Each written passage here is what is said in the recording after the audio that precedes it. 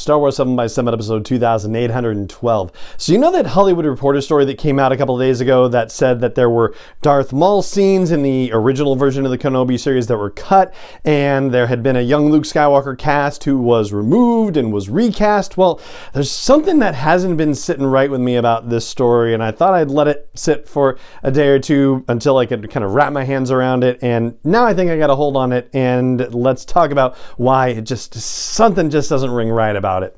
Punch it.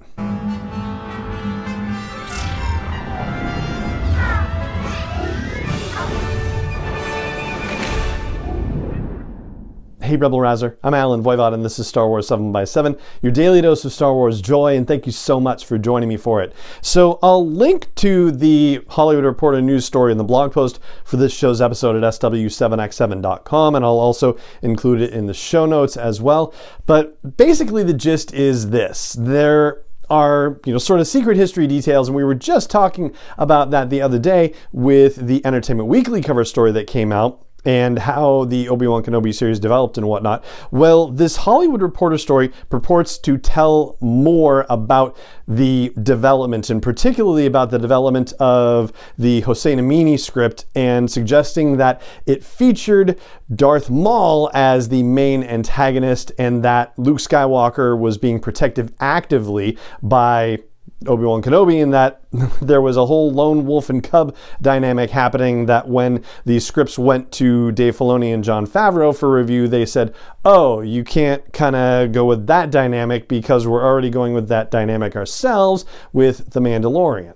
And then there was this whole thing about how Filoni and Favreau are alleged to have told Deborah Chow to go bigger with the show, and that just didn't sit right with me either.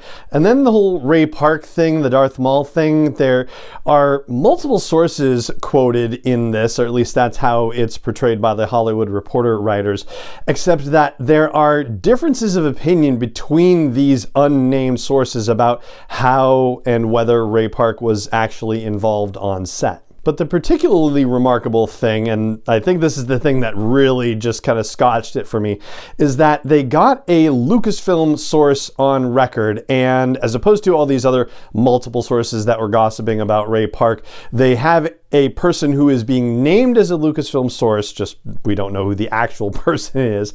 And this Lucasfilm source contradicts the account, says that Darth Maul was never intended to appear in the Kenobi series and that Ray Park was never on set.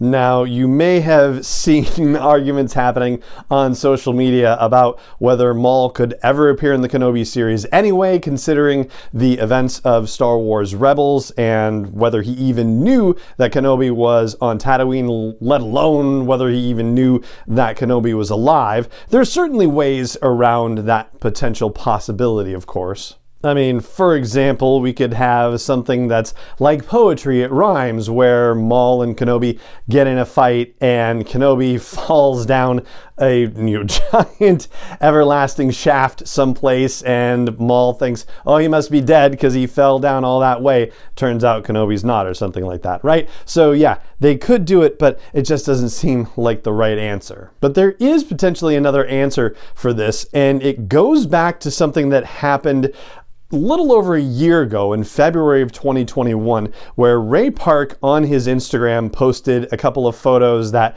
looked like he was getting back into Darth Maul makeup and costuming and all this stuff. And, that's not necessarily a conclusion you can jump to immediately, because on his social media accounts he posts a lot of behind the scenes stuff for the work that he did with the Phantom Menace and in Solo: A Star Wars Story, so it's not necessarily a given. But the photos were tagged with Pinewood Studios' location, and there was stuff about, meet me on Dathomir, and a couple other photos that were posted with Tatooine as the location. And so, yeah, it was very exciting, and people were starting to speculate and going, oh my gosh, is he going to show up in the Kenobi series? This is crazy. And the thing that makes me think it's worth paying attention to is the fact that Ray Park actually deleted that Instagram post, deleted the photos that went along with it, and so now we're kind of wondering, like, oh, maybe this was actually something going on. But it seems like the dot connecting that isn't happening with, all of the foofara and excitement around this is that, number one, the Kenobi series didn't start filming until April of 2021. So a February post of Ray Park getting into makeup doesn't make sense for a Kenobi series. And number two, the Kenobi series was not shot in London. It was shot in Los Angeles and surrounding areas there. So again, it doesn't seem like, if he's posting things that are tied with Pinewood Studios, that he would be appearing in the Kenobi series. However, there is a series that was shooting at Pinewood Studios at that time, and Maul would be alive at the time in which this series is taking place, and that's the Andor series.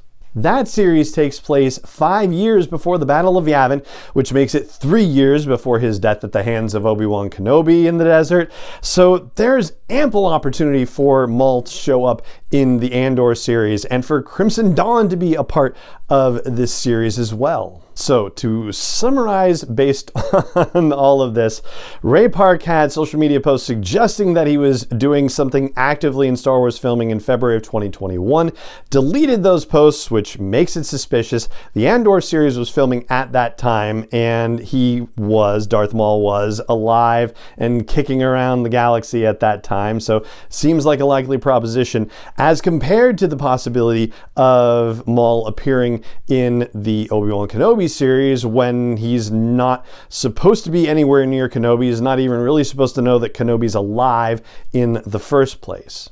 And the fact that the Hollywood Reporter's own anonymous sources can't seem to agree on what the deal was with Ray Park, whether he was actually on set for pre-production, whether he was going through stunt training, or whether it was just test footage, or what the deal was. Yeah, just something doesn't quite feel right about this. And obviously, we're going to find out for sure in 2 months at least with the release of the Obi-Wan Kenobi series, and, in 6 or 8 months with the release of the Andor series. But for now, yeah, that's what I've got for you on this whole Hollywood Reporter story business. And if anything else develops out of it, well, then we'll check it out here as well. So that's going to do it for this episode of the show. And it just remains for me to say thank you so much for joining me for it, as always.